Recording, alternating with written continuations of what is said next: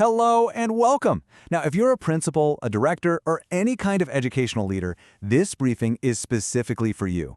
We're about to unpack a huge shift happening in the job market, and more importantly, what it means for the students you're shaping for the future right now. Okay, let's just jump right in with a number that should really make you sit up and pay attention: 53%. A survey from last year found that's the percentage of hiring managers whose companies actually eliminated the bachelor's degree requirement for some of their roles. Let that sink in. This isn't just a tiny tremor, it's a crack in the very foundation of the hiring world. So, here's our game plan. First, we're going to talk about the end of what I call degree default. Then we'll look at what's taking its place, skills as the new currency, and how AI is basically pouring gasoline on this fire. We'll explore that irreplaceable human edge your students have, and then we'll wrap up with a practical playbook for building a truly future-proof school. You know, for decades, it was simple. The four-year degree was the golden ticket to a good job. It was the default setting for success. But as we just saw, last year really felt like a tipping point, a moment where that fundamental assumption started to seriously fall apart. And let's be really clear here, this isn't just some passing trend because the job market was tight. No, this is a deliberate, seismic shift. We are seeing some of the biggest companies and even state governments completely rethinking what makes someone qualified for a job. They're starting to look past the piece of paper and focus on actual ability. And that shift brings us right to the first major force at play: this pivot towards skills-based hiring. It's a move away from using a degree as a proxy for talent and a move towards actual proof of talent. It's all about what a person can truly do. So what is skills-based hiring really?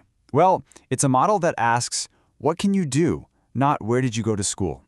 And the goal here is to open up the talent pool, right? To find people who have the skills we desperately need to fill critical jobs, and, honestly, to create fairer pathways to good careers for everyone. And look, this is not happening in some small corner of the economy. We're talking about giants like Google, IBM, Bank of America. And it's not just the private sector. At least 20 state governments have started to rewrite their hiring rules to focus on skills. Why?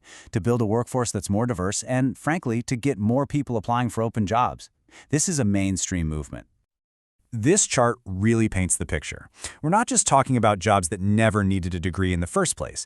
We're talking about these really important middle-tier jobs. Think about it. A sales supervisor, a construction manager, even a computer programmer. Roles where a degree used to be the price of admission are now opening up. The data makes this whole thing very, very real.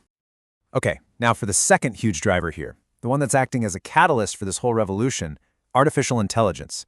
You see, AI isn't just about replacing jobs, it's completely rewriting job descriptions and forcing a massive change in the skills that companies value the most. Think about all the routine, nuts and bolts tasks that used to be the training ground for so many entry-level white-collar jobs. Building a basic financial model, writing that first draft of a report, pulling data with a simple query. And AI can now do a lot of that work in seconds. So, if the AI is handling the first draft, what's left for us humans? Well, it turns out it's everything that makes us human. The real value is shifting to skills that machines just can't replicate: solid judgment, genuine creativity, persuasion, empathy. These aren't soft skills anymore. They are the new power skills. And this leads us to what I think is the most critical point for every educator out there. As artificial intelligence gets smarter and more capable, our uniquely human intelligence, what we're calling the human edge, becomes the absolute key differentiator. It's your student's single most valuable asset. This research from Harvard Business School just nails it. For years, a college degree wasn't just about what you learned in class.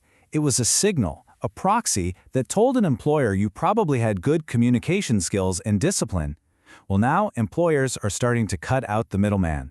They want to see direct evidence of those skills. And that's why this quote from Dine Campora at UVA is just so perfect. In an age of AI, the best preparation for the future isn't just about learning to code. It's about an education that doubles down on our very humanity, our ability to imagine, to question, to find meaning, and to care for one another. That is the human edge. So, the big question is, what does this all mean for you as school leaders? How do you actually adapt your schools to prepare kids for this new reality? All right, let's get into the playbook. The answer here isn't to throw out everything we've been doing or to chase every shiny new piece of tech. The most powerful strategy is actually a balanced, two-pronged approach. It's about building concrete, marketable career skills right alongside those uniquely human abilities that AI will never be able to touch. So what does that look like day to day? Well, on one hand, you build concrete career pathways. This means things like project-based learning, where students solve real problems. It means offering industry-recognized certifications, think Microsoft Office, or an NOCIT exam that proves they have specific job skills. It means getting them into real-world internships. But on the other hand, you have to intentionally cultivate those human skills, and this can't just be a single elective class. Things like persuasive communication, ethical judgment, and critical thinking need to be woven into the very fabric of every single subject, from history to biology. Because ultimately, this is about shifting our entire mission, isn't it? The goal can't just be to get students job ready for day one. It has to be about developing adaptable, resilient thinkers who can navigate a lifetime of constant change and make wise decisions no matter how the world evolves around them. So, I'll leave you with this question to take back to your teams.